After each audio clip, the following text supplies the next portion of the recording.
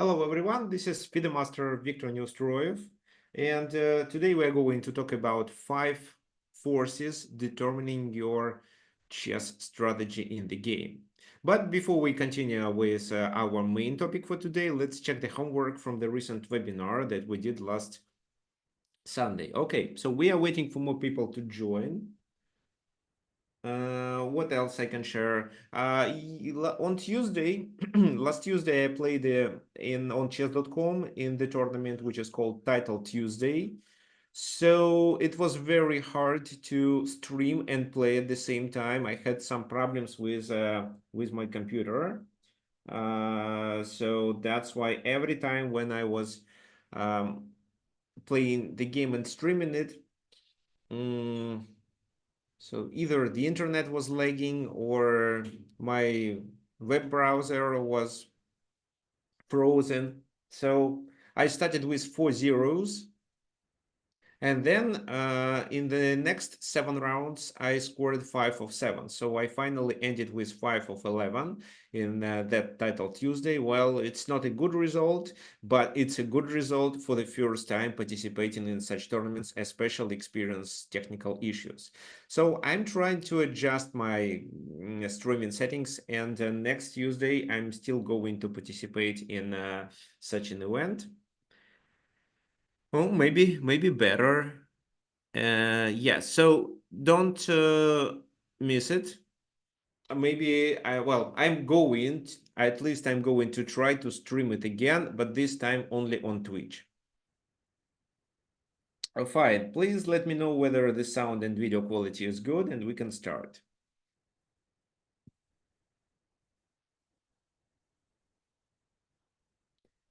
Let me open the chat.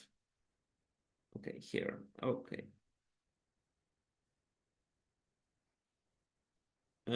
So participating in that computer thing, you think there are a lot of cheaters in Title Tuesdays or what?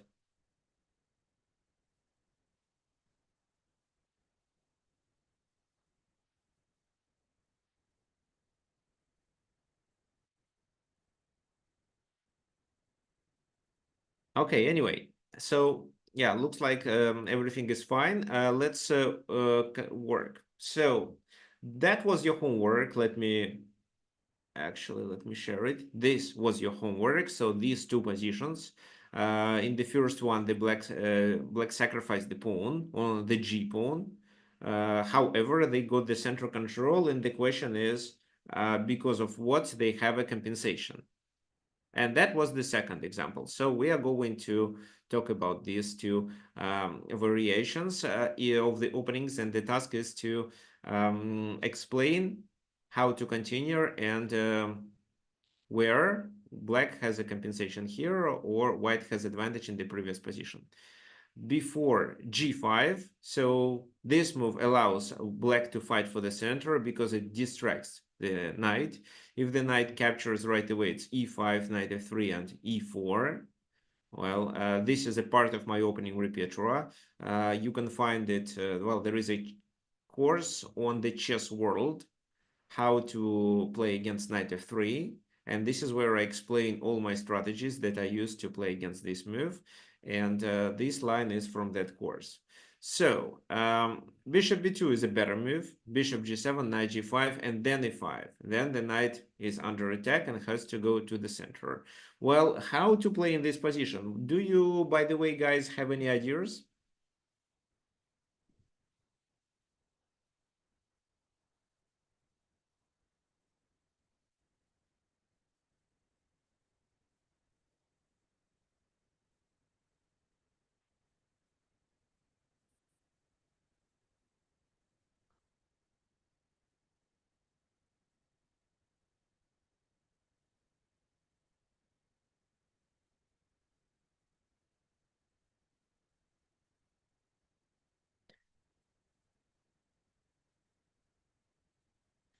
So the question is how to play in this position for black.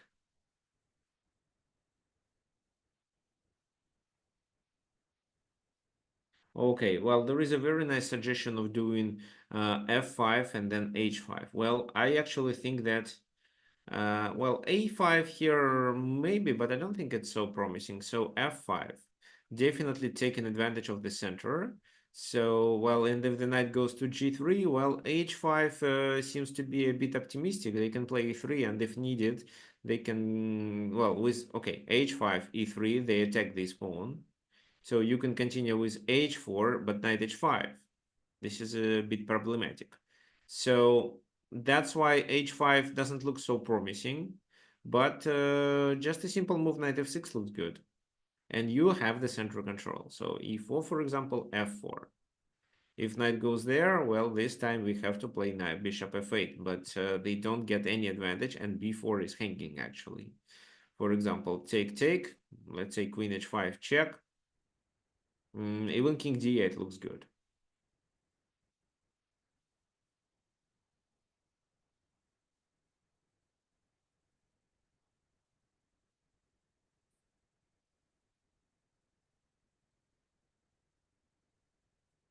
So queen b3 is a possible move, but in which position? Okay, so f5 definitely yes, and then they can play knight c5. However, you can play b6 and quickly develop your bishop. So, for example, queen a4, king f7 to avoid complications. Because if you play c6, then there is a pin that they can potentially take advantage of, king f7, and you don't need to castle. So here, the white's advantage is mainly because of the center control. Doing a5 move is possible too, but isn't so promising. So b5 probably, but you still have to play f5. They go g3 maybe this time. e4, e4. Well, you just include these moves. And now after knight h5, you play this move. The pawn is not hanging, so it's not so promising. Well, a4, a3, right. But once you play e4, they will play a3. So that's why I think that just f5 and knight f6. Or if he goes there, b6, bishop b7. And domination in the center provides you with advantage. Okay, so let's now talk about the second example. Here, how white should play. What's your opinion?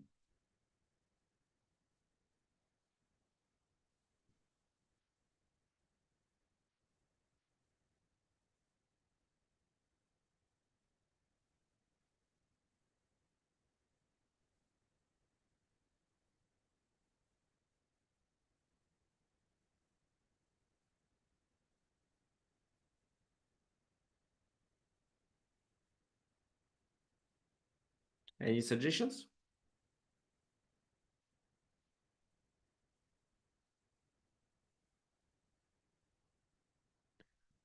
c4. Well, c4 you just transpose to mark the bind.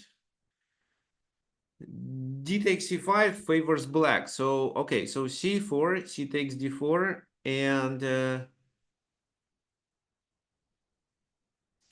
and this is Marok's bind. So, which is, well, it's quite playable for black.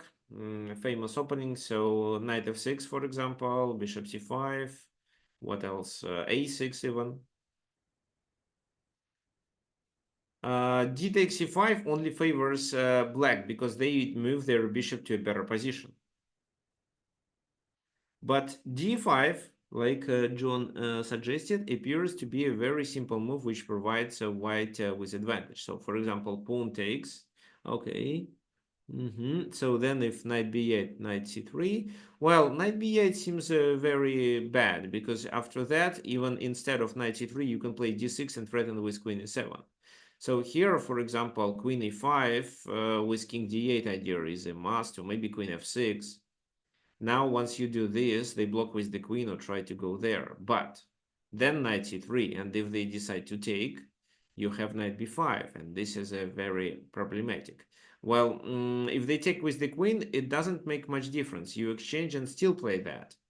So if the bishop moves, there is a fork. So they move there, but it's still a problem because after f6 here, you can castle and still take there. So take, this is hanging. white is completely winning. So that's why taking on d5 for black is a mistake. So they'd better play knight a5 or knight c7. Well, maybe here you mean that they can play queen e7 move, but and then knight a5. But how does it work? So look at the position. White is about to play rook e1, after which this queen will be in the trouble. So probably knight f6, rook e1, d6, and then bishop b5 check. So bishop d7. There is a pin here. So because knight takes, g takes f3.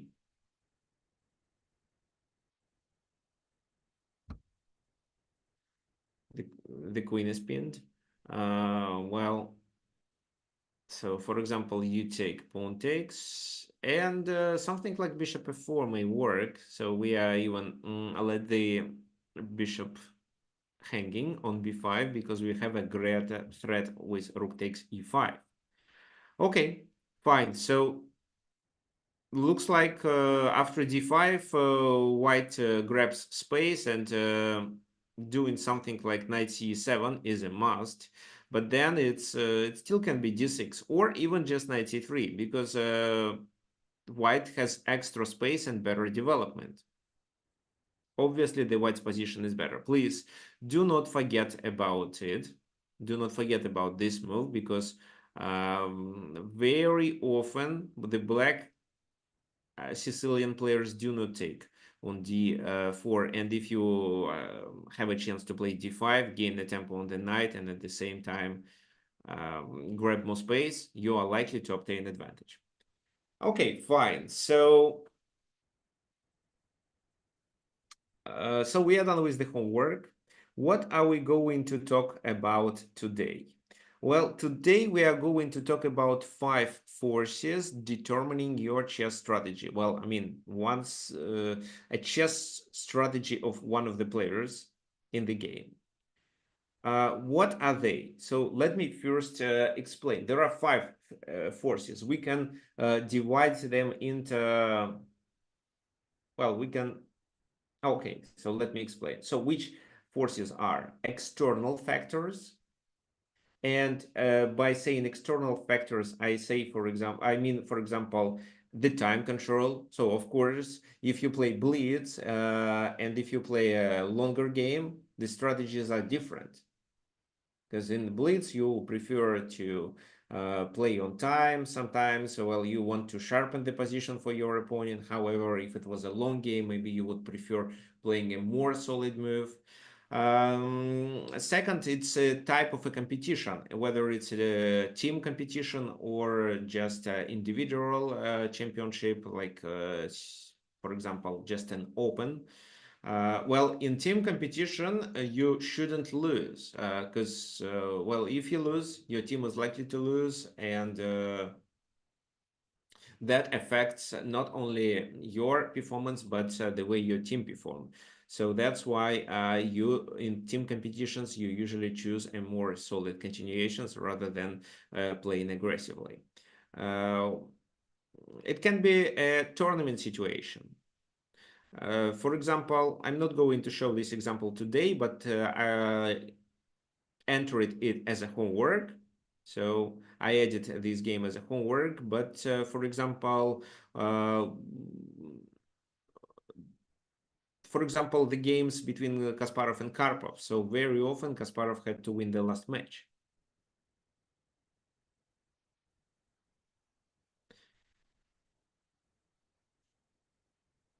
And about tournament situation, I had a similar problem where there were 9 rounds, and at the 8th round, in order to become a FIDE master and to score to get 23 and 5 rating, I had to win. I had to score 1.5 in the last 2 rounds.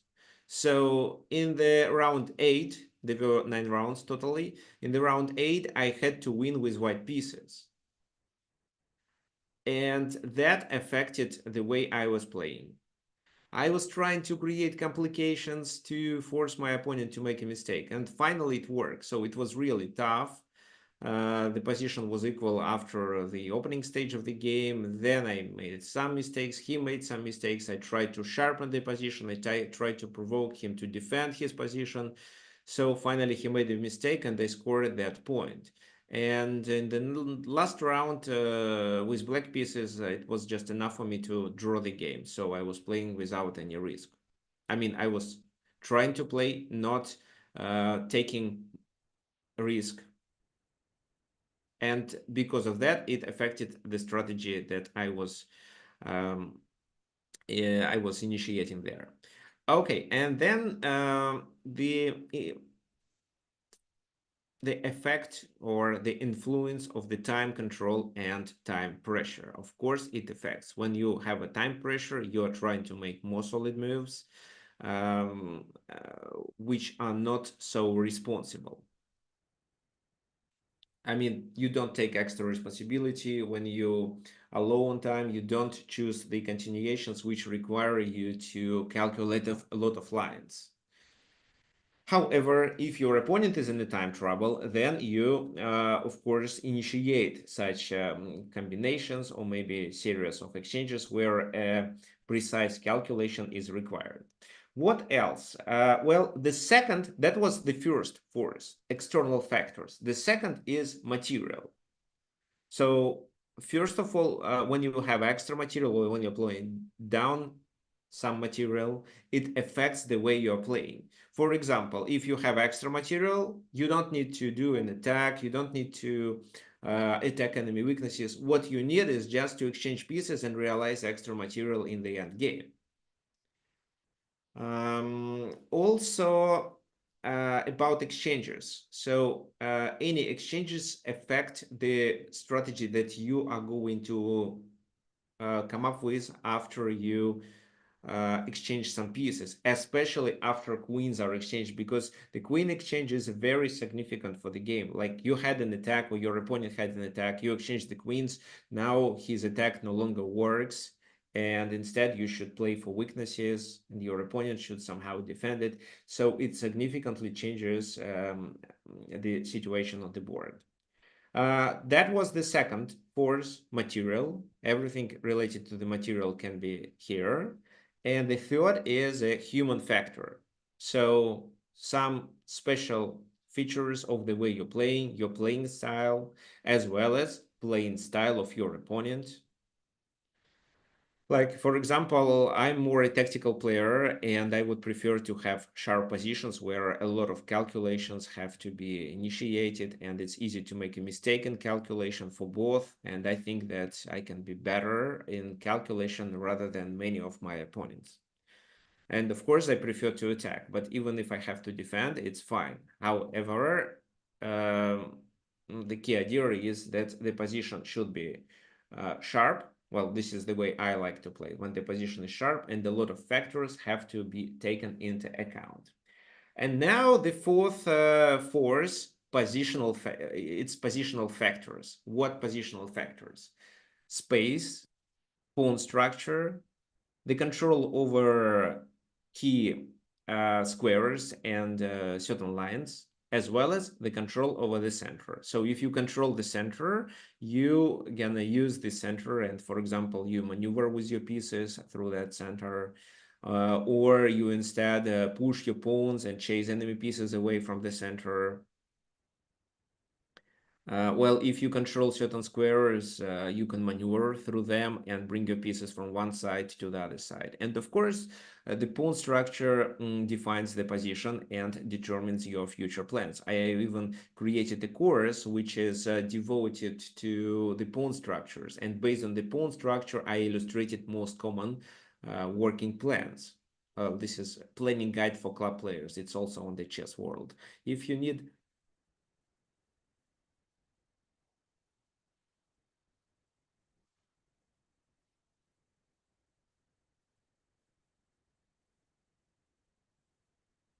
Okay, so if you need any links, just let me know. Um, and the fifth factor is initiative. So as for write down these forces, guys, if you registered for this webinar, you are likely to get an email tomorrow where I explain it again. So with a summary as well as with the recording. So the fifth force is initiative.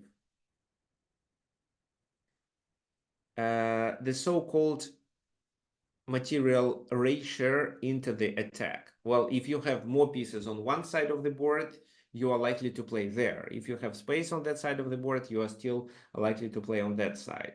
So if, for example, you have several pieces into the attack, but your opponent defends with just a few, you are likely to succeed with the attack on the enemy king.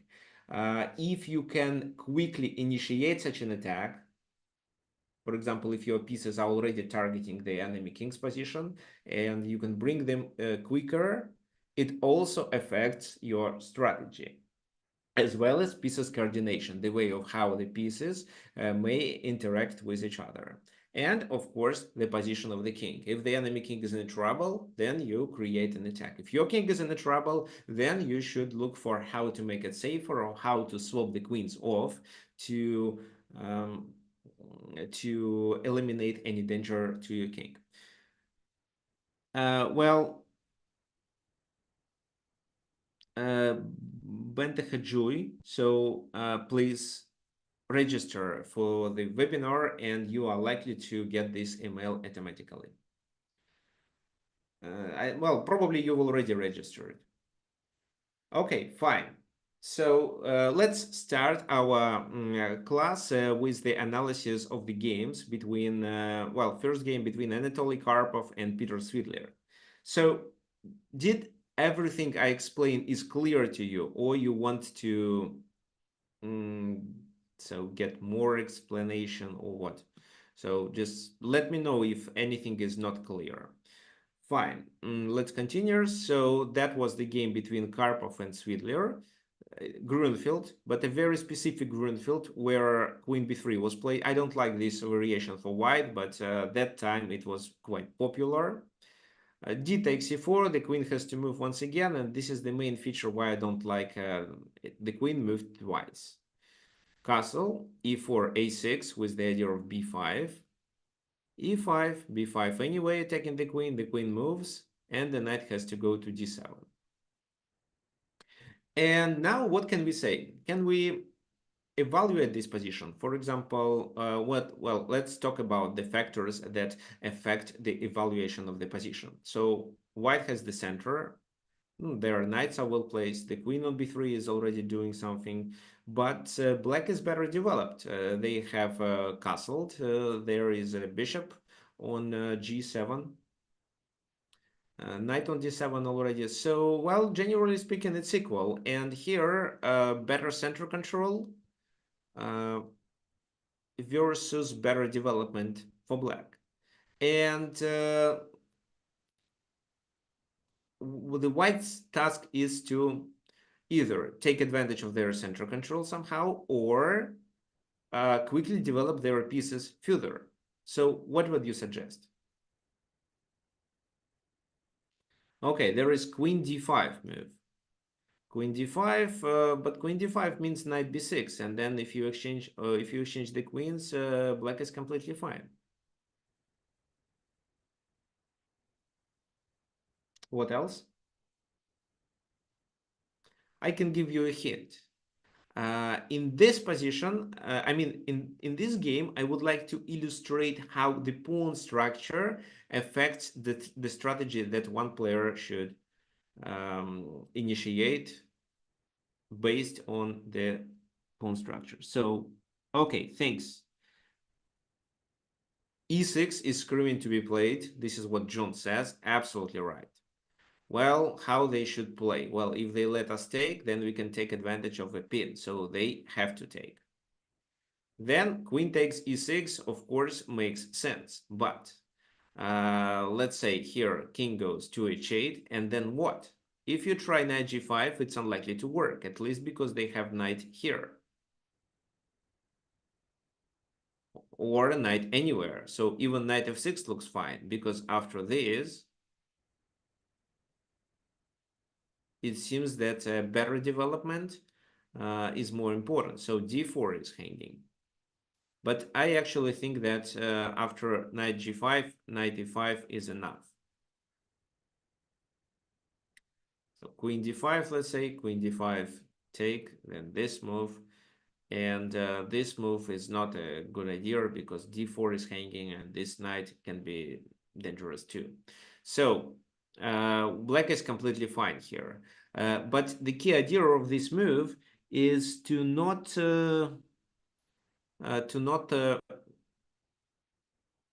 take this pawn right away, but to make this a weakness, to ruin the pawn structure, win this pawn later, and instead take advantage of a better pawn structure. So bishop a3, knight f6.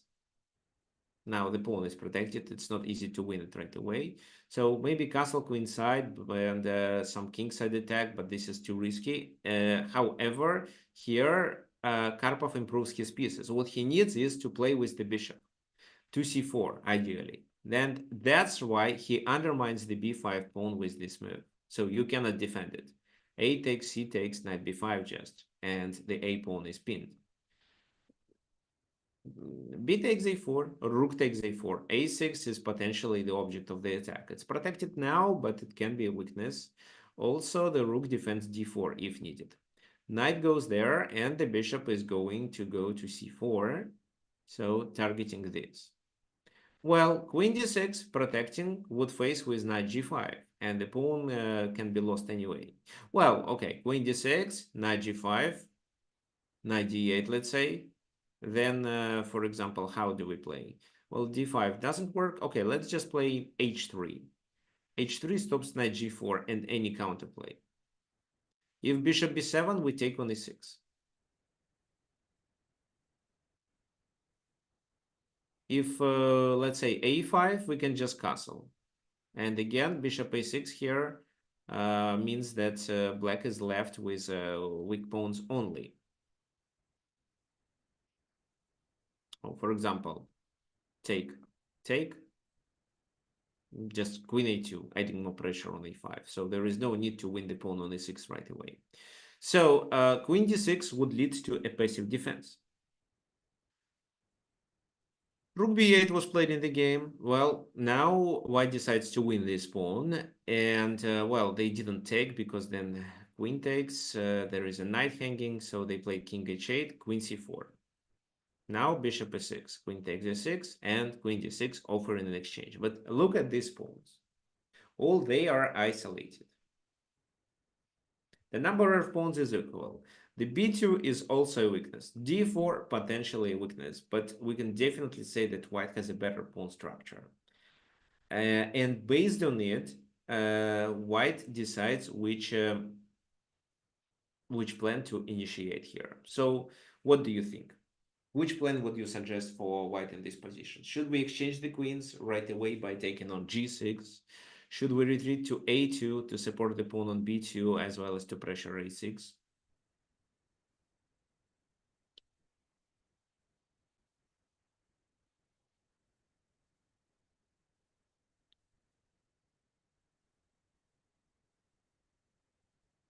So knight g5. Thanks, Brian. h4 cannot be played. The queen is hanging, but knight g5, yes, because this exchange doesn't favor black. Everything is hanging, including a6. Maybe knight b4, trying to target to d3. So rook a7, attacking this. So knight c2, king d2, and after rook b2, it seems that white has advantage. For example, white can continue with this move. This is always a weakness, and once the pawn moves, there is a weakness here. The pawn moves to c6, of course. So that's why maybe knight d8 seems like a good move here, chasing the queen away. But then the knight is very passive, and this time moving the queen to a2 looks fine. So knight g5. Well, black decided that they can take on b2, which was a mistake. So why rook b2 is a mistake? Who can tell me?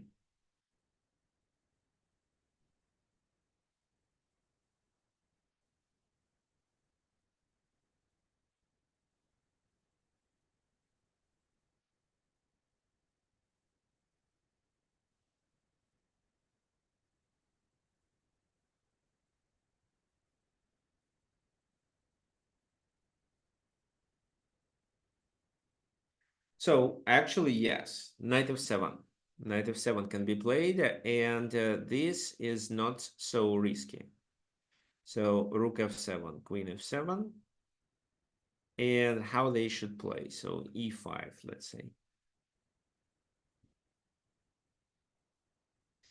But e5 is not a big issue. We can castle and let them take. For example, castle, we let them take. Then knight e4. Why knight e4? The purpose of this move is uh, to control the e8 square. So queen e8. Now, if bishop f8, there is a very nice move. It's rook d4. Look at this move. So it's a double attack. And if knight takes, it's bishop takes. And this is a double attack too. If queen takes, it's a checkmate here. So rook d4 works well. That's why instead of the bishop, the queen should block. And if so, just queen e4, attacking on c6. They probably take there. We don't want to lose these pawns. So f takes e4 with a temper. And the queen is overloaded. It has to protect this. And at the same time, it has to protect the back rank, e8 square. So for example, if the queen goes there, then after rook a6, we are completely winning. Queen takes, this leads to a checkmate. So they have to play queen e7. But if so, we take, they take, we go there. Maybe rook f2. Maybe black gets a compensation here, but white is definitely playing for a win with extra exchange. It's just one pawn as a compensation. Well, if you don't want to play like that, you can start with bishop c1 in this position. Rook moves, bishop a3, and then you are still targeting this square. Okay, fine. So knight f7 was the best move. Karpov didn't like it. He castled. Maybe because of his personality. He is a player who prefers to play more solid moves rather than sharpen the position and win because of complications. So he's more a positional player rather than a tactician. But at the same time, when he was a world champion and a few years after that, he was extremely good with tactics too.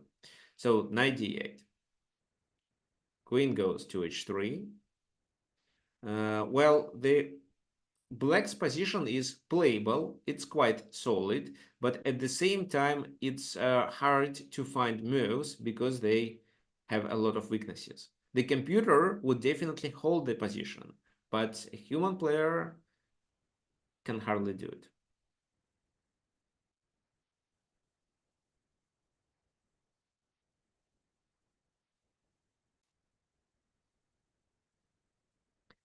So here, in order to simplify, Svidler decides to play queen d7. Well, that was a kind of inaccuracy. Instead, h5 is the best move to secure this, because the queen from h3 is targeting, and this becomes a threat.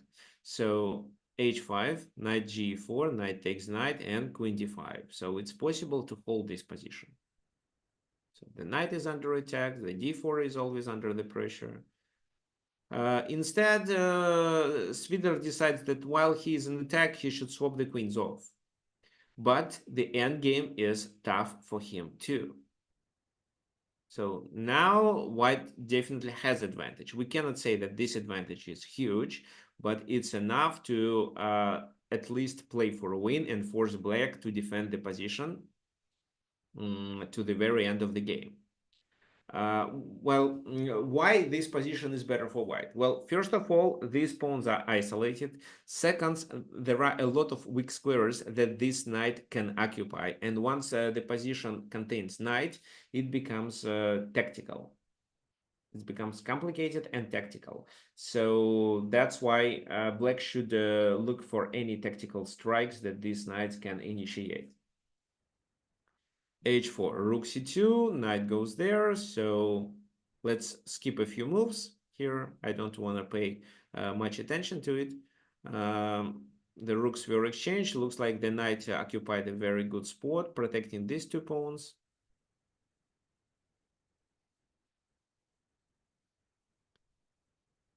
Okay, so here we come to a critical moment. Some exchanges happened, but the weaknesses still exist. And here, while black tries to simplify the position by exchanging more pieces, but this is already a mistake. So doing 96 doesn't work well here. Actually, it does work, but I'm not sure if you get a winning position. So bishop a5, you can get rid of a pin. But then let's say they take, and I'm not 100% sure that this is winning. Even it's a draw because we are playing on one side of the board with a knight versus bishop, so the bishop doesn't have advantage.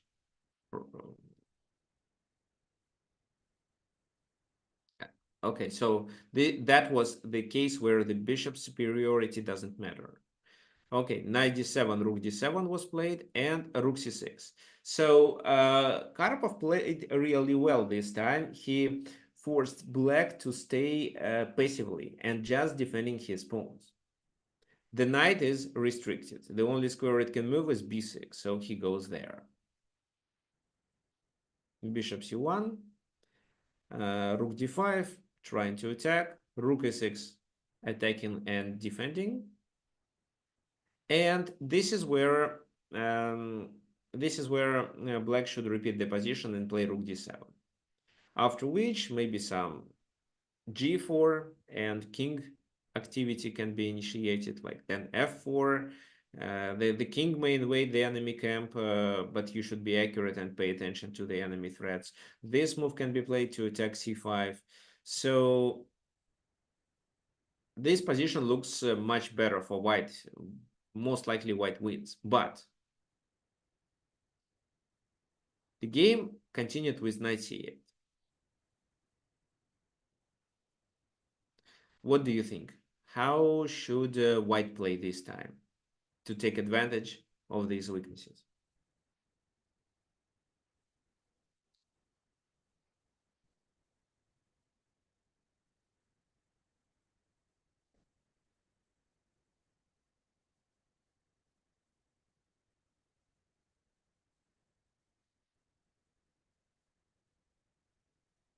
So, what are your suggestions? Rook cannot take e7 because there is a knight on c8. Well, Swidler just played the knight c8 because he wanted it. Okay, so Bartholomew suggests h5. This is what Karpov played. It's not the best move, but it's a possible move. What else? Bishop a3, you mean? Yes, it's bishop a3. Bishop a3, and how does it work? Well, c5, rook c6. This is a target.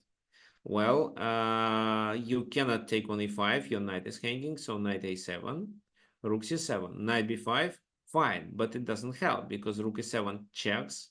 And after the king moves, we can move the bishop and gain another temper, and the e5 pawn becomes dangerous. So maybe knight d4, bishop h6, knight f5. However, it's still possible to solve this issue with these checks. Just that. And white should be winning in this position, even after this.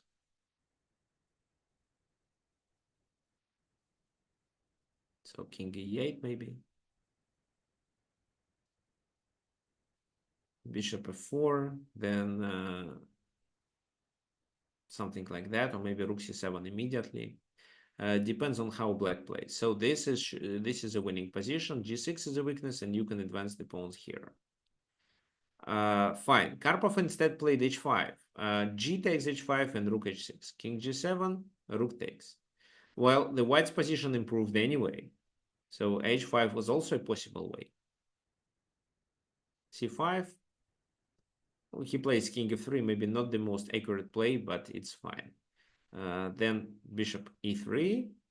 So the knight cannot go either to a7 or b6. e6. Rook h4 attacking, so there is no way for the rook to block. Knight goes to e7, and after that, it's obvious that this is a winning position. The pawn is poisoned. knight g6, bishop d4. And now taking means king e4 and f4. So white takes advantage of the pin. With two extra pawns, white is completely winning. So here, the key idea was to illustrate that after doing e6,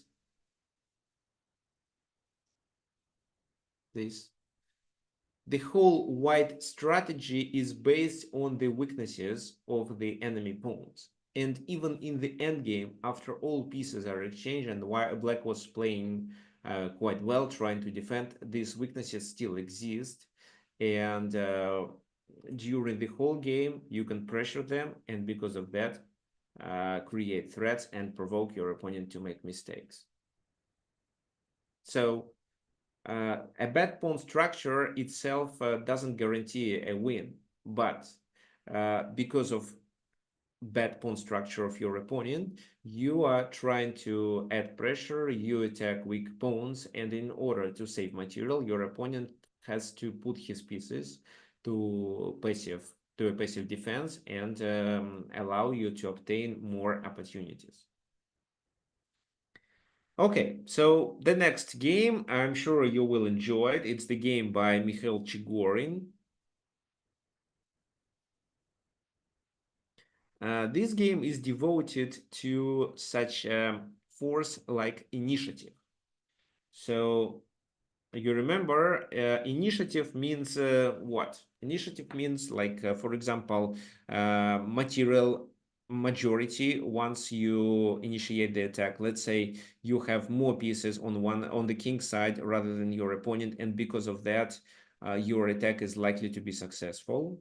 What else? The speed of your pieces, I mean, the ability of your pieces to move to the side, to the place of action as quick as possible, much quicker than your opponent's pieces, the coordination of your pieces, and the position of the king. So here we cover almost all these factors which form this force, the initiative.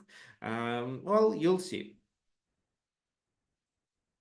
So the game was quite old, so I don't want you to pay much attention um, to the opening stage of the game. It was Italian. I play bishop g5 myself too, but with the pawn already on c3.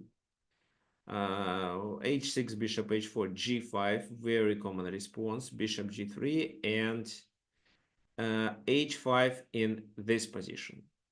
So not a good move, actually. This move should be parried. What do you think? How white should play in this position?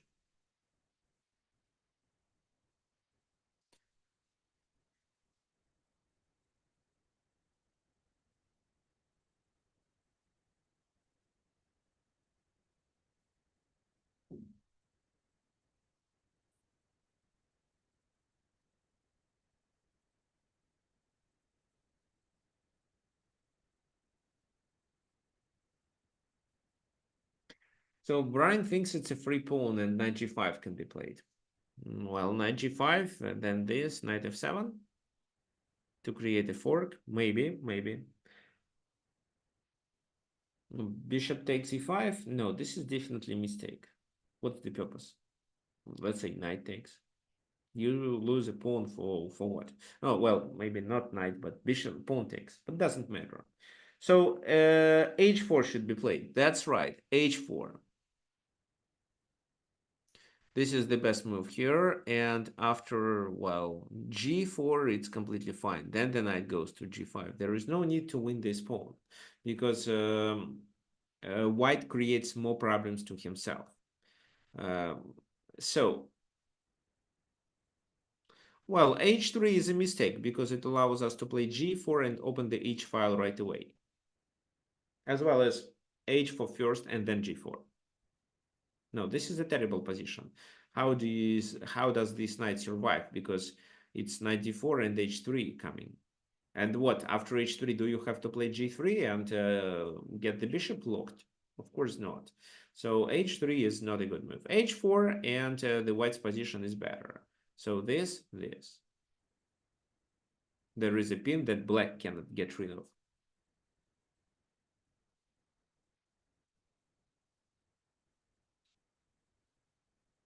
So, yeah, h4 is a must. In the game, white played this move, which is a mistake. h4, knight f7, and what do you think? How to play?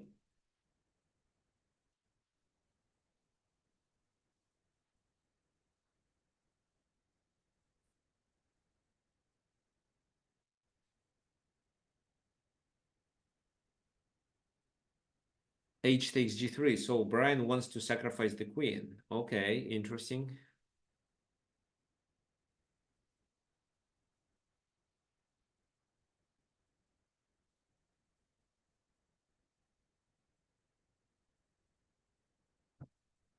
Anybody else want to suggest? Well, what else can be played?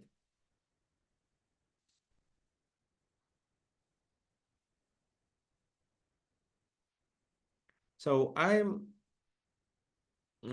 usually prefer to not sacrifice the queen if it's not required.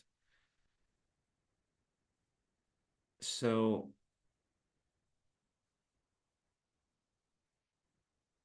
no, I don't understand. What does it mean? Bishop takes.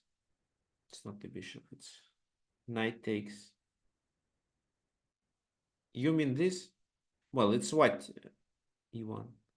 Okay, no, I can hardly understand it. Well, it's d8. This square is d8, but it's the question is how black moves.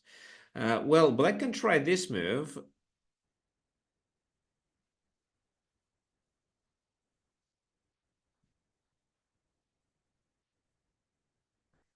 Okay, so for those who joined recently, we are talking about 5 forces that determines the strategy in a chess game. So this is the one of the forces which is called initiative.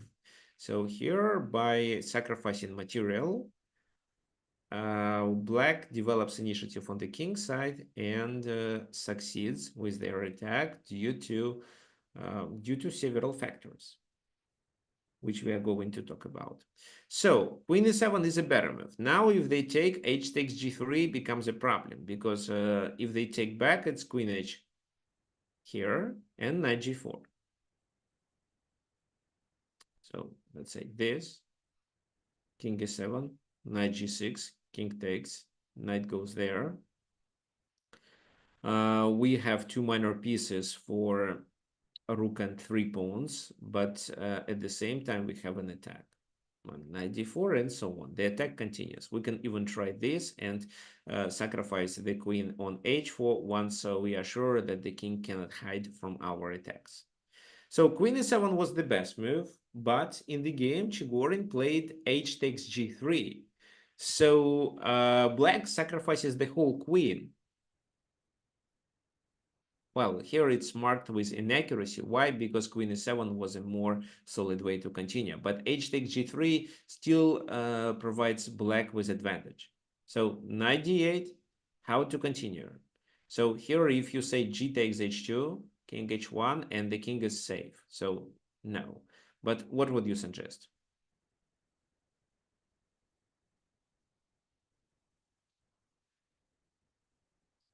Well, in such positions, you should imagine that you already checkmated. How does this checkmate look like? And then you are trying to uh, find a way of how to reach that position where the king is checkmated the way that you imagined.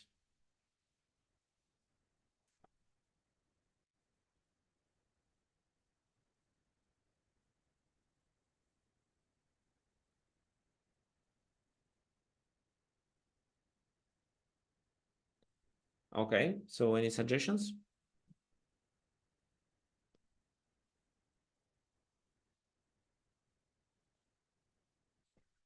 So knight, I don't understand this move. Knight c3 takes c1. So, well, this is c3 square. This is c1. So what do you mean? Maybe knight takes here. Well, I mean, knight takes here. Maybe this is what you mean. Knight from c6 takes on d8. So if you look at my screen, actually, these squares are, I mean, there is notation. So this is d8 square. Okay, so knight takes d8. Well, yeah, possible, but can you instead develop initiative? Because once you make this move, you move your knight out from the place of action. If the knight wants to join the attack, it has to go to d4.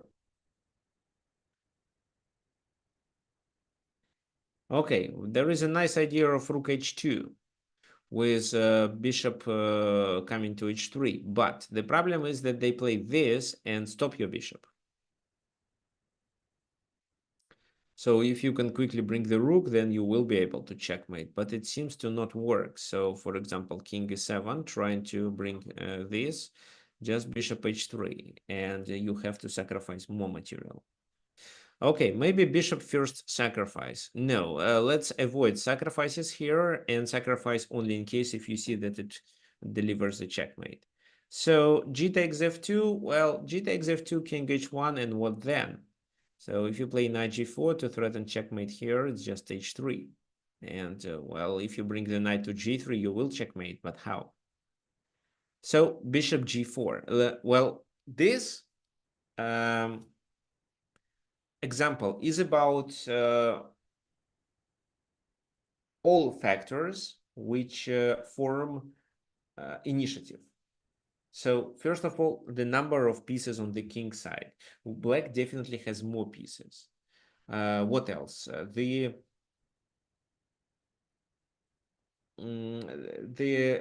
mean, a speed. How quickly the pieces may join the king side, like bishop g4 immediately with a tempo forcing the queen to move.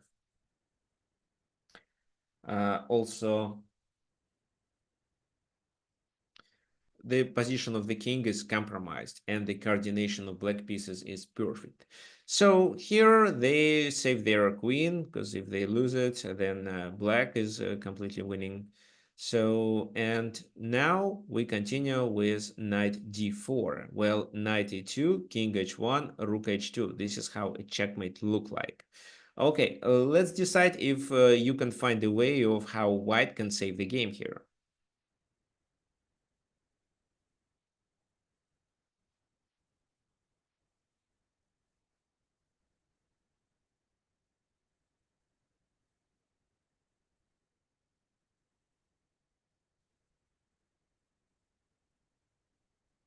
What do you think?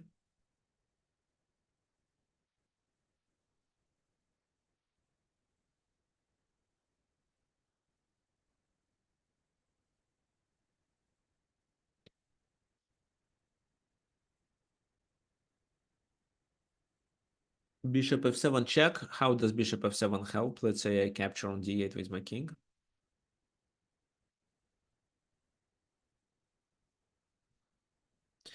So I think John is correct. It's h3. Knight e2 and king h1 now still loses. This is a checkmate.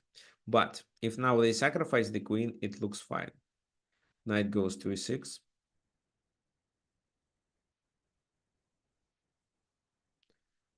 So let's save the bishop. Knight c3, bishop f1, king f1. So here, well, g takes f2 or just king d7, because I don't think that they can capture. If let's say they capture, we play this move and then we have an attack, because how do they save it? This, then maybe knight g4 even works. So, well, white has some compensation for the exchange, not in this position. So king d7, maybe they play f3, and this is where they have some compensation, 2 pawns. Black is better, but it's still playable for white.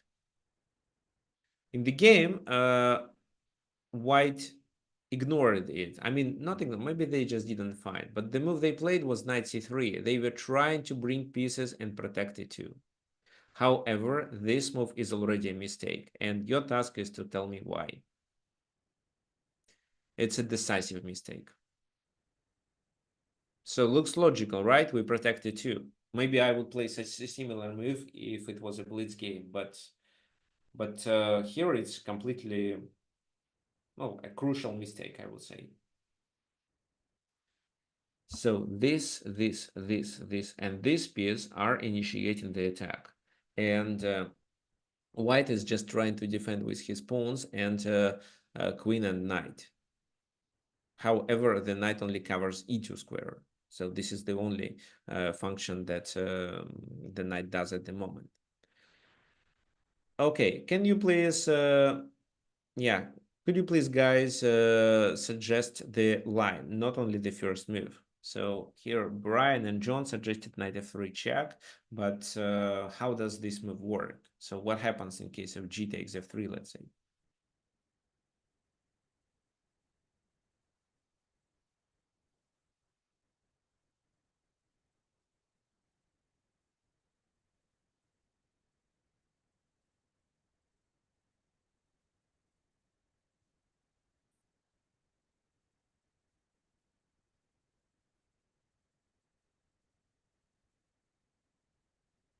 Well, g takes h2, the king goes to g2. Yes, everyone can write answers. So knight f3, g takes h2. If you take on h2, then the king goes there.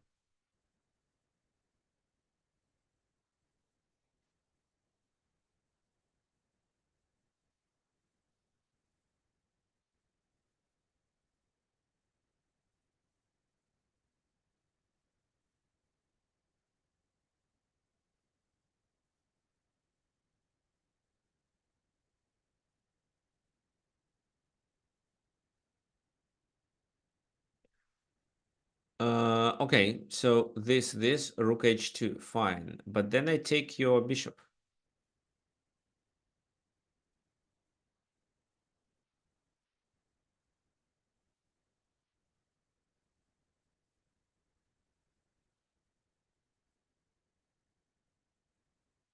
Uh,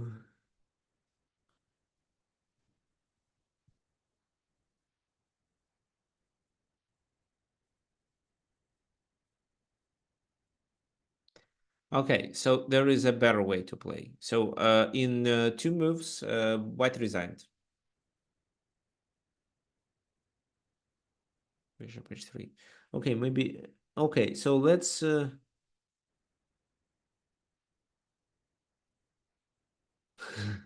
Okay, so John suggests the same line. So first of all, if king h1, it's rook h2, right? And that's why they have to take here. Then this is a checkmate. But if king g2, well, you're not sure how to win. And actually, it's not a winning position at all. Well, okay, what the engine tells. White is plus 6 and 5 because of extra queen. So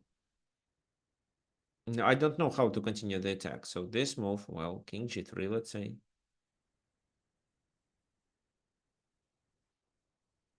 Take, to threaten to promote. Okay, they take. You can promote. I think it's the best move. Take, take. 96. So taking here, here. Yeah, it's a queen and minor piece for two rooks, and the attack is stuck. Maybe king e7 here to play rook g8, but you cannot play rook g8, so what should I take? On c7, or should I take on c5? I don't...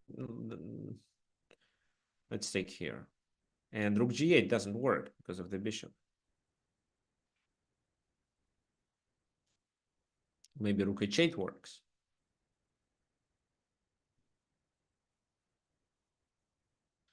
Yeah, rook h8 works actually. Now f4 is a must, and only then the king escapes.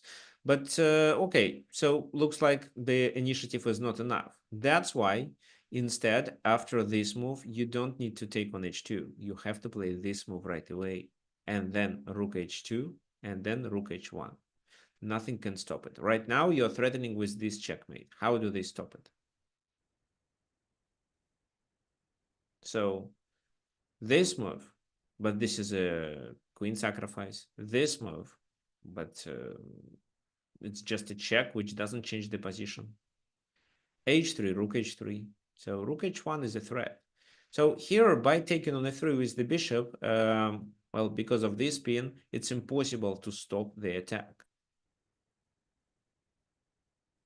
So here you see, because of the ability of the black pieces to join the attack as quick as possible, it was fine even to sacrifice the queen and get some compensation.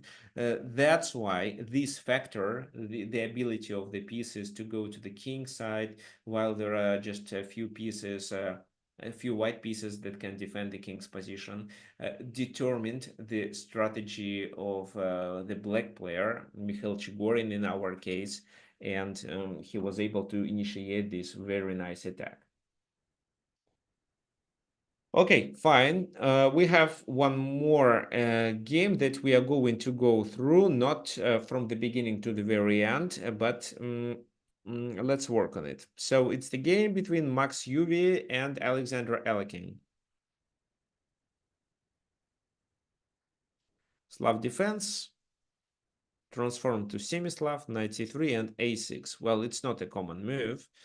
So typically it's knight d7 with bishop d6 ideas, or knight d7, b6, bishop b7, which I don't like at all. But a6 was played. Well, this move, the idea of this move is to play b5, but the disadvantage of this move is c5.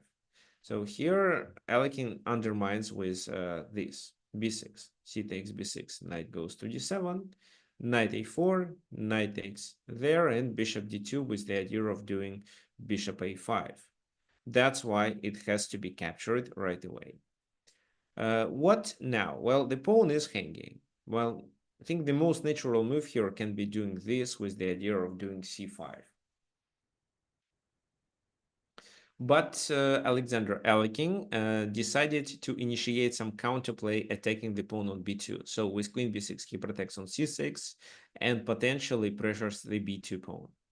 Rook c1, because taking here doesn't make sense. It's queen c6 and queen e8. Bishop d7 now. Knight e5 adding pressure, so c5 is not a problem. And queen takes b2, but this is already a mistake. Knight takes d7, knight takes d7. What do you think? How to continue? c6 is hanging, but do you really have to capture it right away?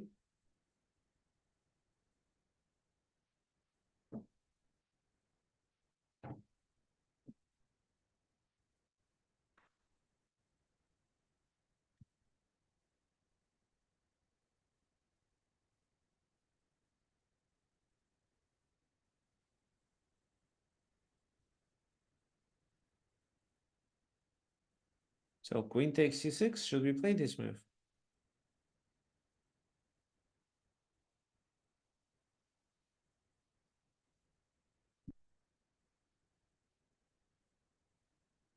Bishop a6 and castle, so I think bishop a6 is extremely risky. So how, for example, we react on this move? Rook takes. Maybe rook takes works.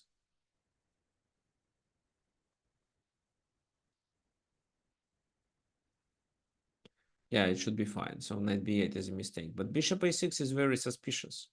Maybe bishop b4 can be played. Because if queen b4, it's queen takes queen, bishop takes, rook a6, and a2 is a weakness.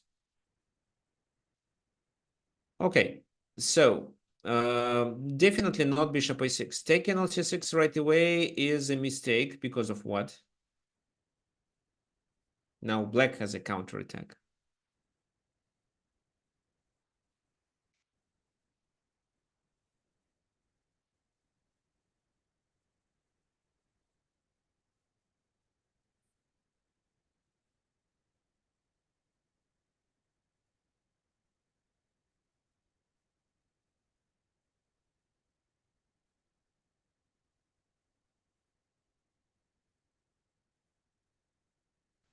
While queen c6 is a mistake because nobody knows.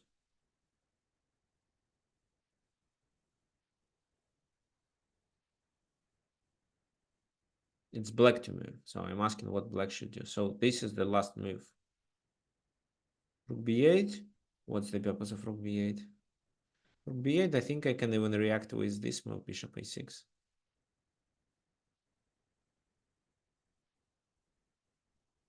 No, it's bishop b4. What does this move do? So if queen e8, king e7, and white is threatening with a checkmate as well as to capture the queen. So after bishop b4, maybe white doesn't take here, but how white continues?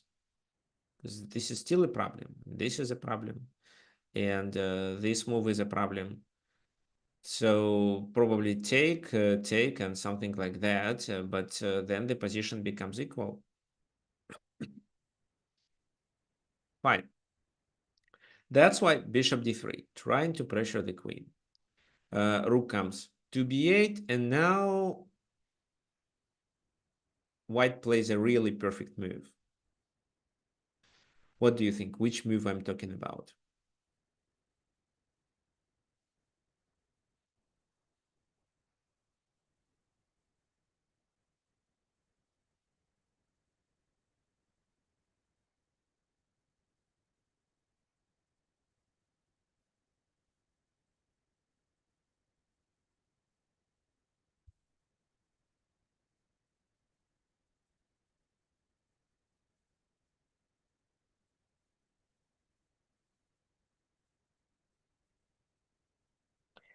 So, yeah, I think John is correct here.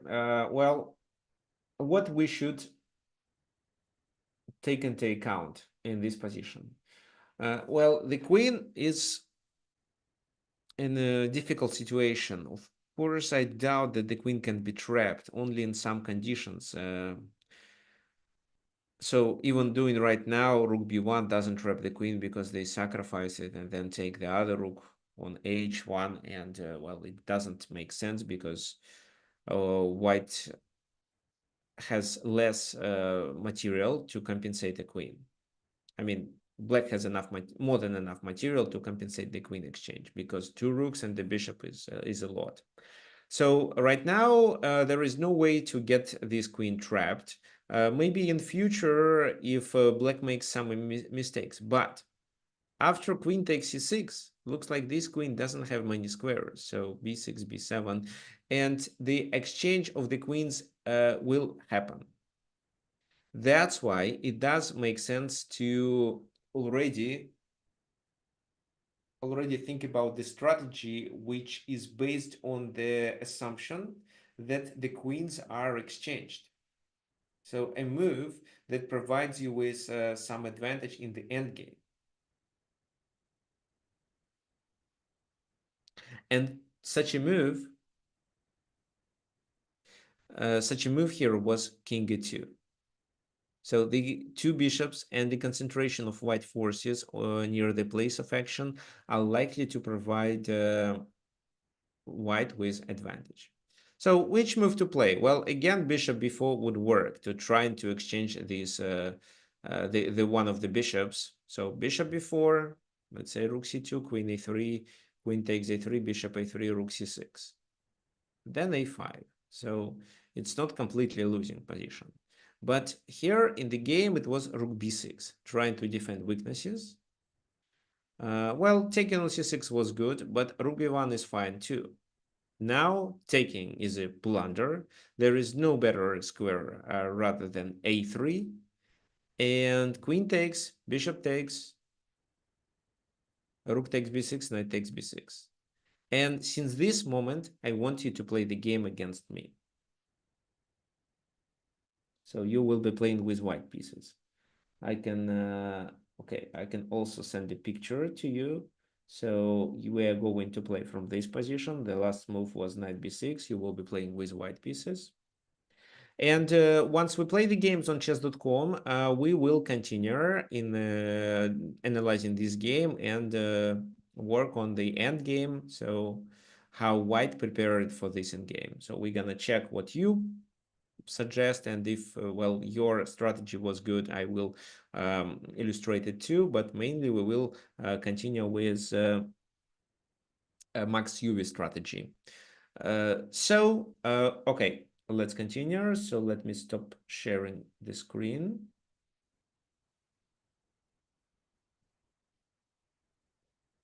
So before we start, if you want to support my webinars and donate, this is the link that you can use. You can donate through PayPal using this link. It's easy. You click this button, then enter the amount you want to donate, and then click PayPal. So it automatically redirects to the PayPal account you enter with your username, and then after that, in a few steps, the money are automatically delivered to my account. This helps me prepare the content better, as well as pay to people assisting me. For example, I'm working with another FIDE master who chooses the games and then sends it to me for approval, and I choose among them, and I prepare the content for you. So now let's play. Play. Tell me your username if you want to play. So classic brown, why it's green. Anyway, doesn't matter. Then custom. So here I choose this 15 plus 10.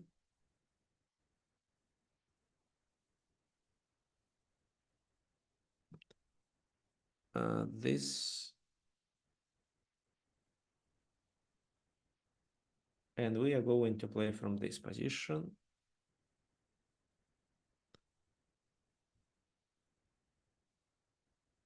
So I'm playing with black.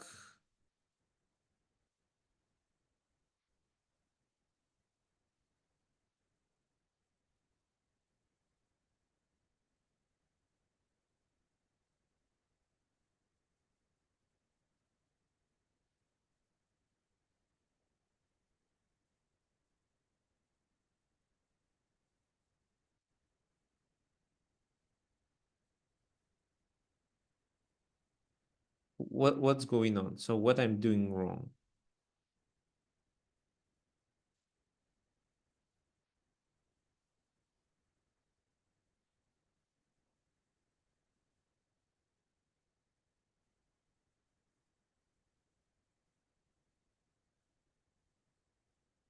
Interesting. I do not understand at all.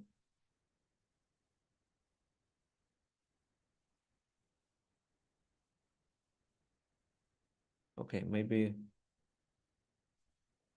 let me do it in a different way.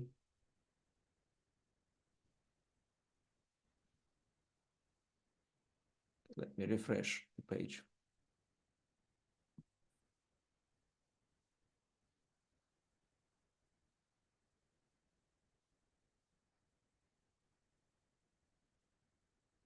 So it works.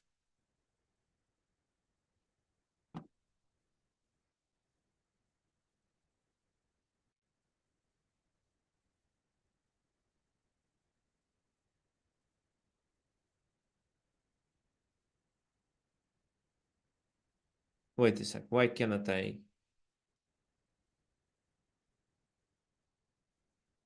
Why can't I find you?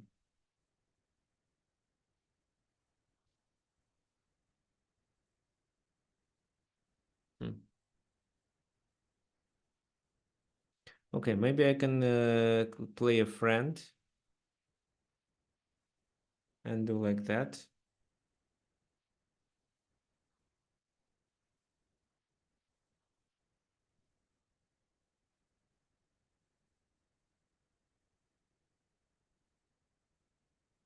Okay, maybe like that. So here it's possible. It's not possible to choose custom.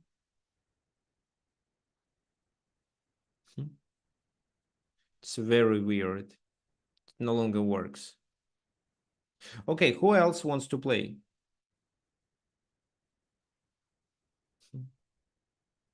I completely don't understand what's going on with chess.com.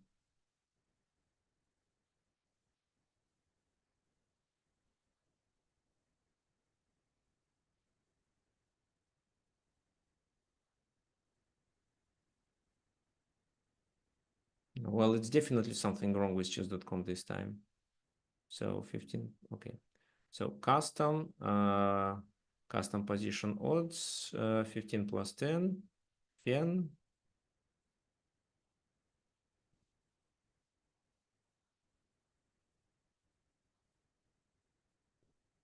Okay. So I can choose like that. Okay, so finally it worked. Terrible. It, yeah. So chess.com is not working well. Who else?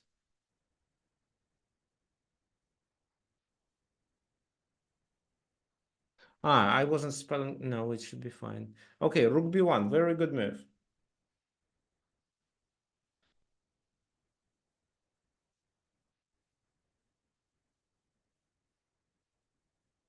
So I cannot move the knight. I mean, I cannot move the knight to e4 how I originally wanted. So knight c8.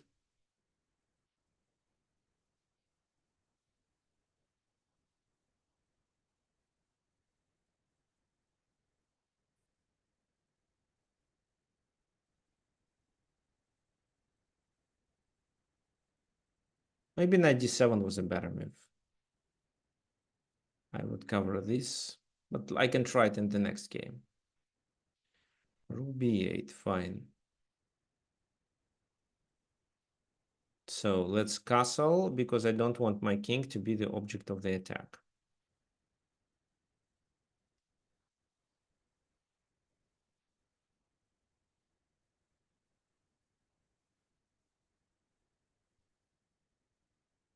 Okay, then Brian, let's play.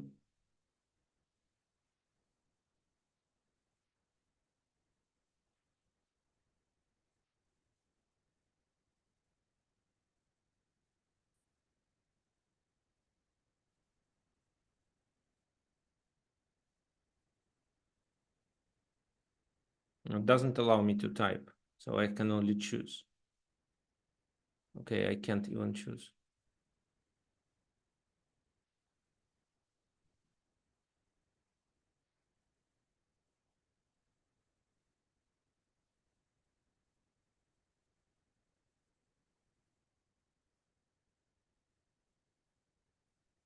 Okay, so please wait, I will refresh it.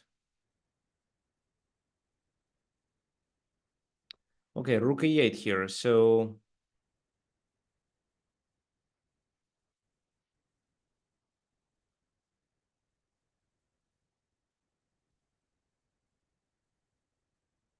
well, then knight b6 probably. If rook takes, yeah, if rook takes, it's actually a problem. No, not this move.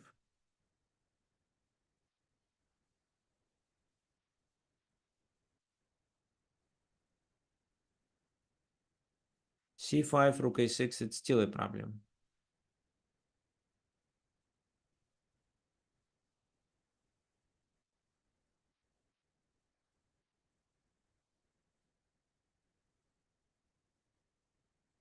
Knight d6, knight b5.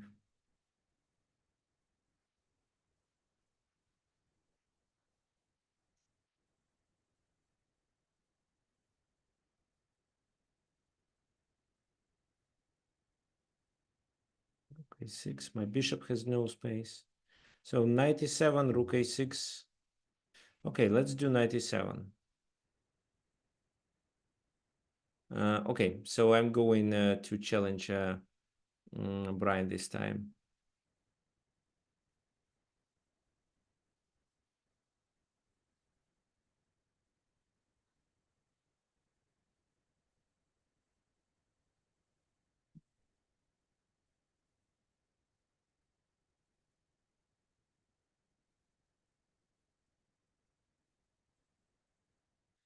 Okay, so if you guys have any questions, you can message me at tricksofchess@gmail.com. Rook b1, right, but this time I'm gonna play knight d7. Rook a6, okay, let me save the bishop. Rook goes to b7, fine. At least I can try to save my pawns. No, a5 doesn't save anything, actually. Maybe c5 works.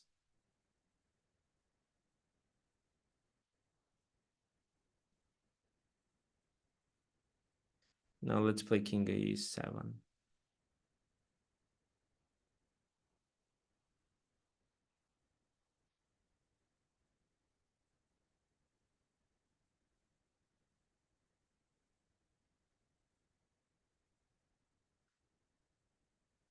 This move, bishop a6. Yeah, this is what I was expecting, but I can have some counterplay with rook a8 move. a4. Okay, fine.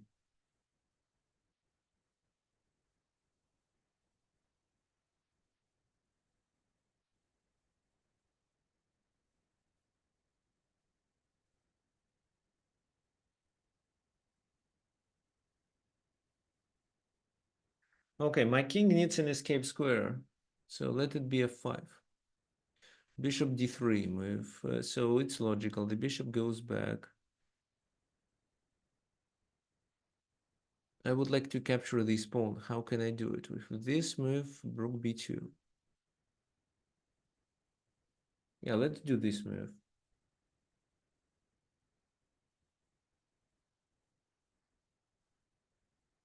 g3, fine.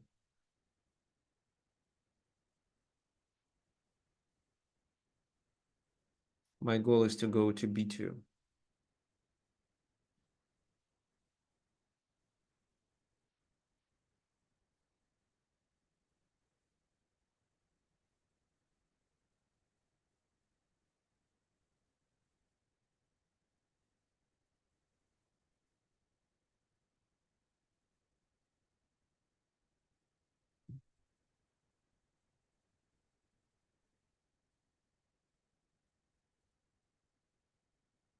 Okay, your challenge doesn't match the member's current matching settings, so you need to adjust something.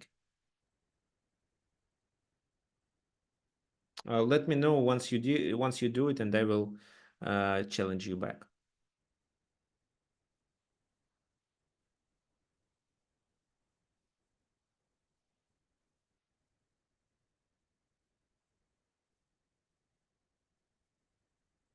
So rook b2 this time isn't, well, it is promising. I can play rook a2, but yeah, rook b2, rook a2. Okay, let me do it. e4, fine. Yeah, it's an interesting move. And if I just take on a2,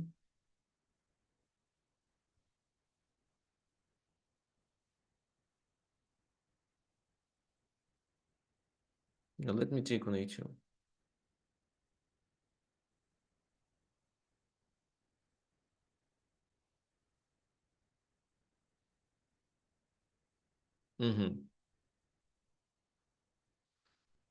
Now what? So this move allows my opponent to pin me.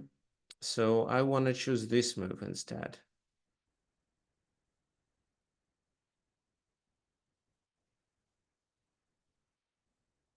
Rook a7.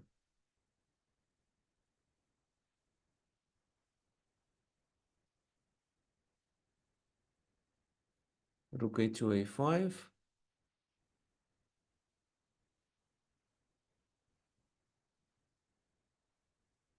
Knight c8.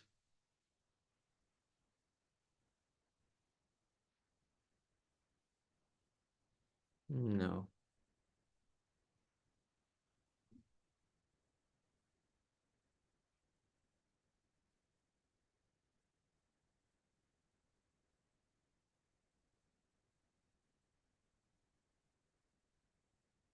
So now the problem is that the king is too far from the place of action. So I can play rook a2, but what's the purpose?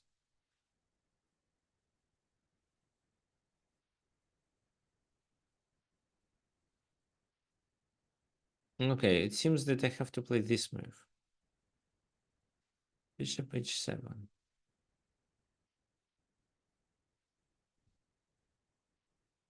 So let me try g6.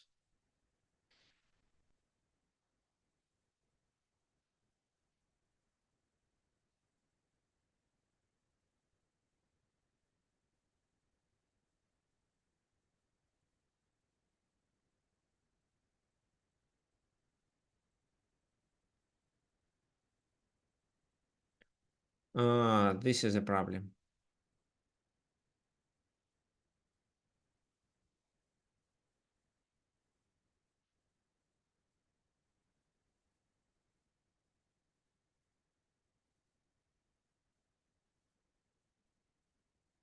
So I cannot bring the king.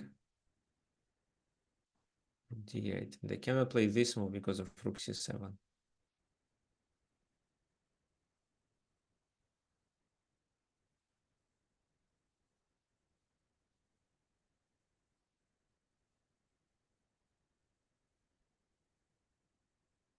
Yeah, rook b8, let's say. King goes there.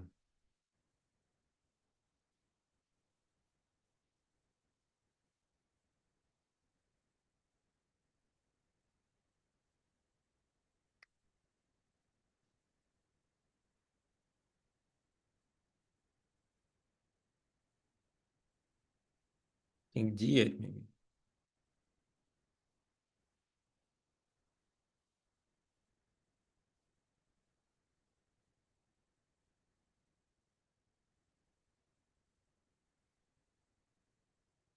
Uh-huh. Looks like a serious problem actually. And mainly because my king is out of the place of action. So unfortunately, this move, rook d6.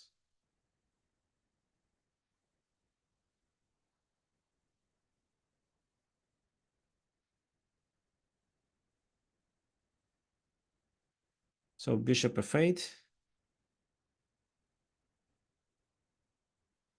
Oh, my plan was king c8, so I'm fine with this move. Okay, the link. Let me see if I can create custom position mode. 15 plus 10. Pen, paste, black, invite link. Okay.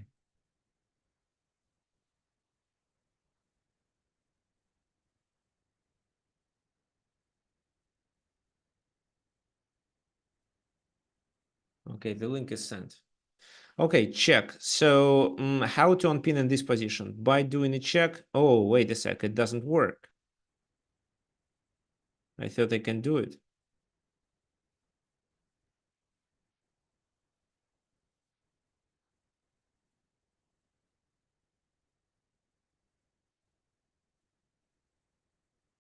Okay, rook b6 or rook e8.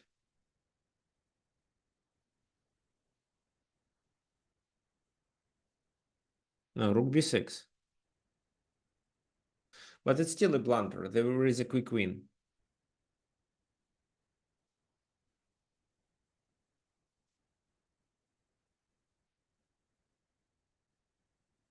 Not with this move. There was a better win.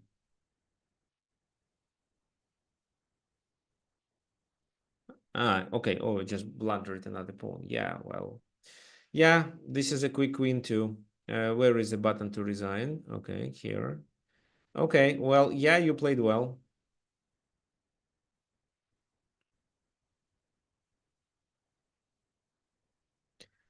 Okay, Brian sacrifices material. Then I should be winning here. I'm threatening f2, g2, h2. No, let me take this pawn. Maybe, okay, h5 is coming, so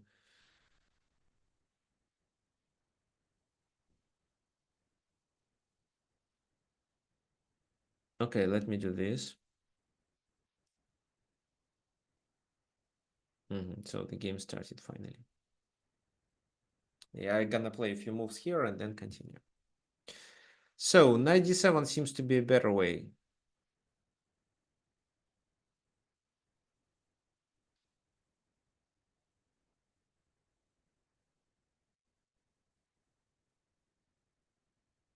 Rook b7. Okay.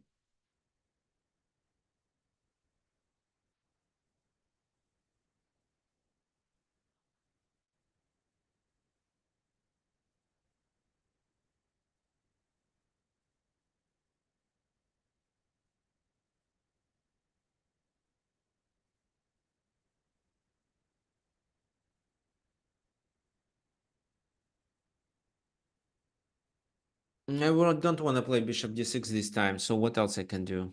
King e7. Let's do king e7.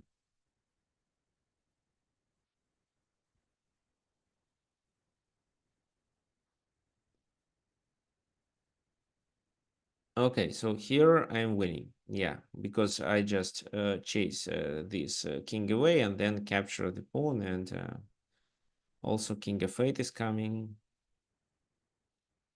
Thanks for the game. And the last one left.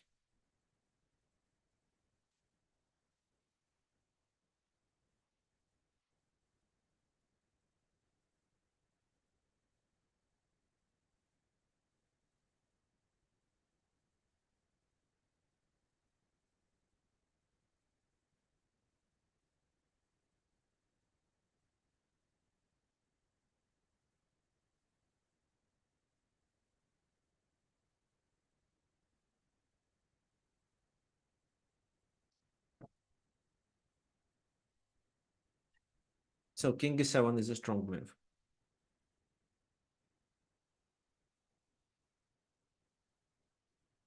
e4. Oh, interesting. No, I don't think e4 looks good.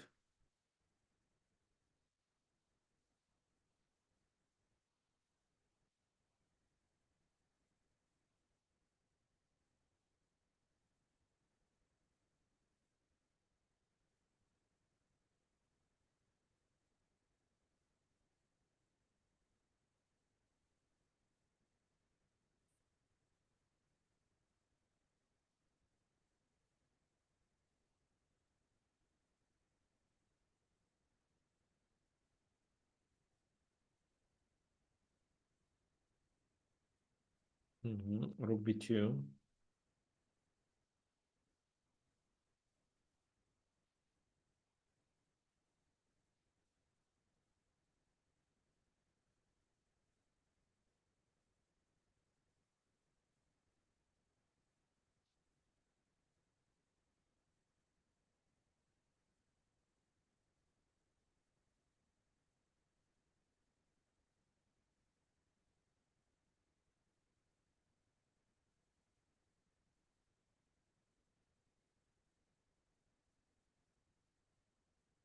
Let's try c5.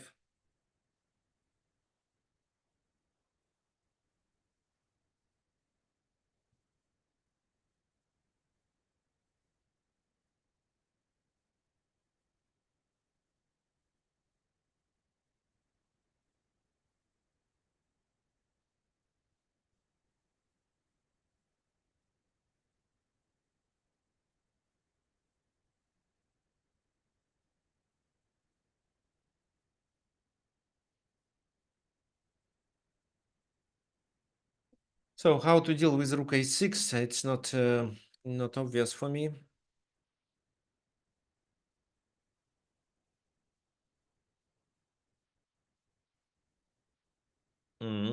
This move. Well, then I wanted to take on d4, I think. King a2, but for this move I prepared bishop b4.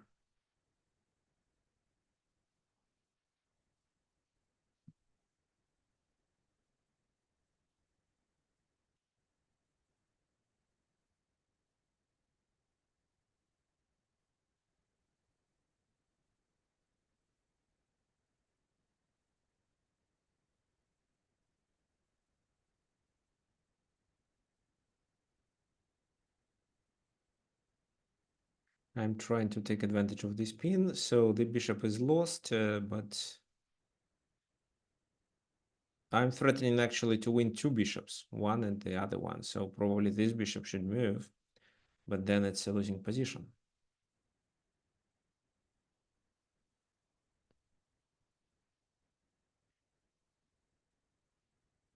So d6, king d6 doesn't work.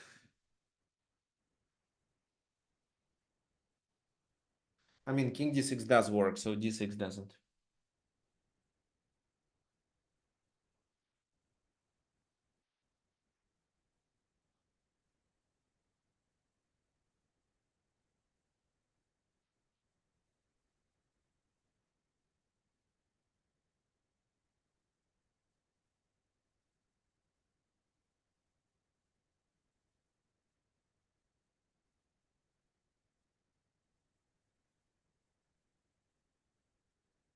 Actually, I think white is already losing.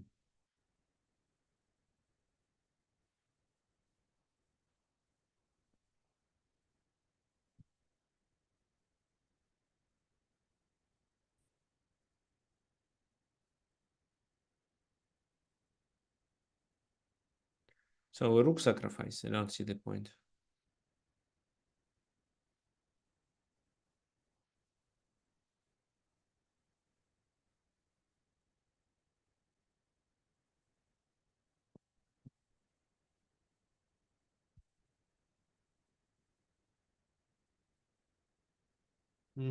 Well, okay. So we can go back to, yeah, thank you.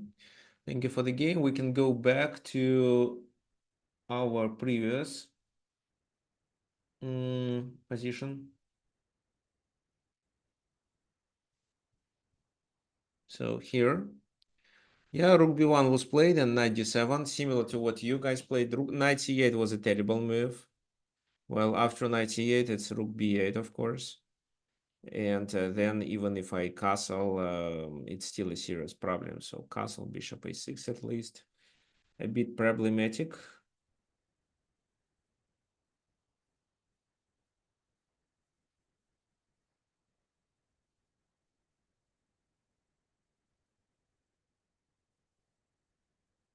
So, well, knight d7 was played and bishop a6. Well, taking this pawn and leaving this as a pass pawn, that was the best strategy.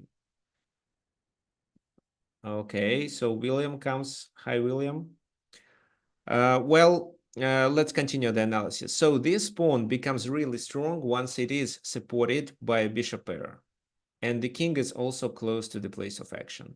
Of course, black needs to bring the rook, and their next move is this. So that's why you cannot do anything. You have to chase this bishop away. The bishop moves, and after that, bishop b7, stopping rook e8.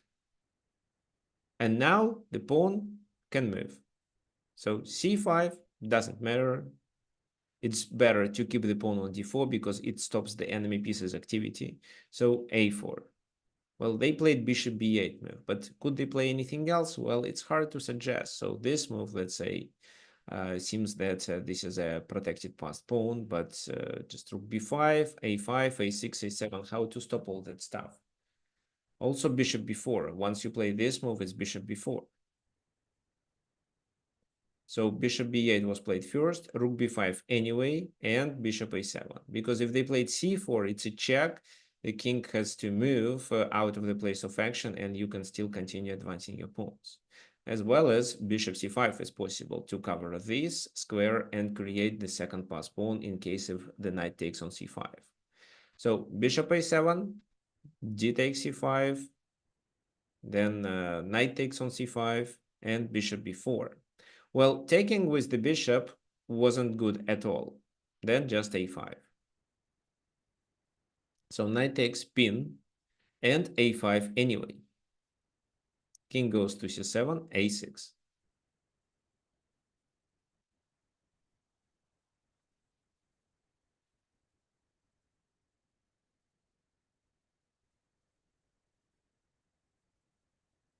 Okay, so I play this exercise with those who tell me their usernames on chess.com. This is how it works. Next lesson, when I'm going to illustrate another topic, we can play too. So a6 is not required because instead you can just, oh, hi William, now I can see you.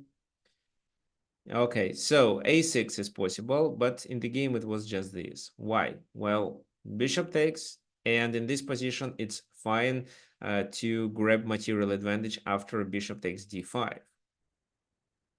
White will be 2 pawns up. So doing this, for example, fails because of rook b7, king goes there, and in this position you can just capture only 3, for example, even with a pawn. So they take, you take there, and well, white is likely to lose one more pawn. So for example, if they decide to play g5, it's a6, h6, it's a7, and they have to move the rook there, otherwise it's rook b8 and this. So this pawn will tie enemy pieces, especially the rook, because the king cannot come closer. The seventh rank is under the white's rook control. So rook e8 is a must. And here the strategy is simple. You just bring the king and capture these pawns and promote your h pawn. So king d6 was played instead, and despite that we have bishops of opposite color, it's a completely winning position. Why? Because we cover a8. So, but actually Yuvi experienced some issues here. He was repeating the position. Well, the key idea is to bring the rook there, but it's not possible because they play bishop d8.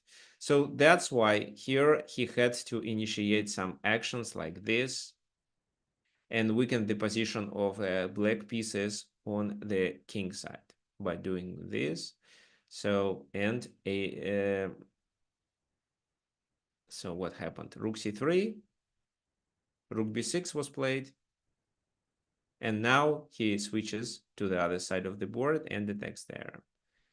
So rook b3 could probably give some chances for black in this position, but they didn't play such a move. So they played rook b2, king goes to d3, rook a2. They cannot take, it's protected. Rook a2 stops. And one of the ideas of white was to move this bishop away, attack this bishop, and push a7. So that's why rook a2 was played. Rook g6, and the king goes further. So bishop a3, just bishop d5, winning another pawn. Check, king b8, and this time just king b5 because of inability of rook b3 move. Then king b6, not sure, but king b5 would win. So king b5, rook a1, let's say, rook f6, check, king c6, another check, king d7. No more checks, and then we win another pawn, and then we also take the h5 pawn, and with 3 pawns, it's absolutely winning. Well, in the game, white made a mistake, rook g6, and could allow black to fight for a draw with this move, because this move restricts the king activity.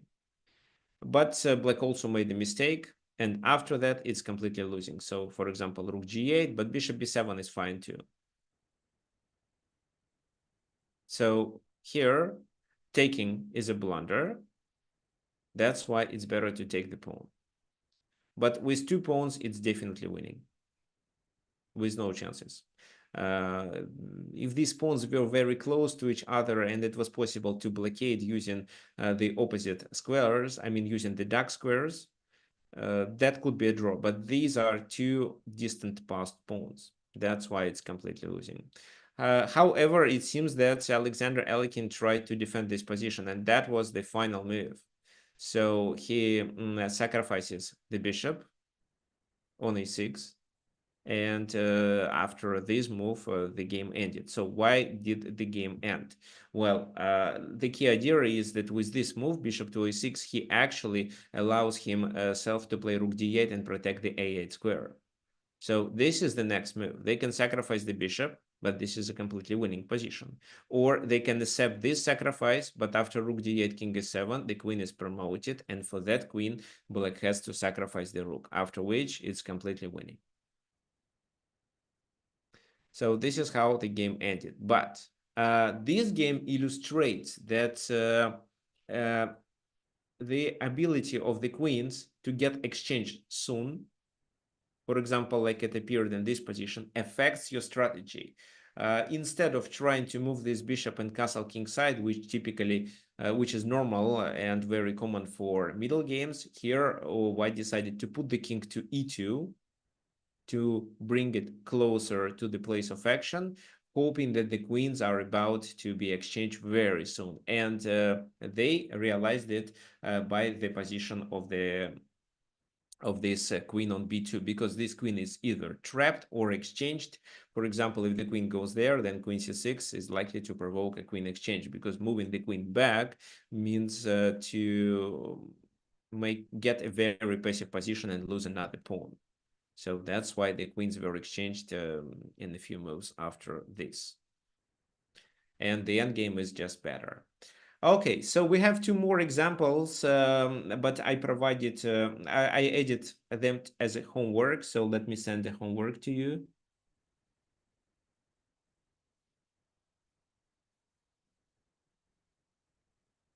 So this PDF file is your homework. So take a look at the screen. These two positions, which we are going to talk next time.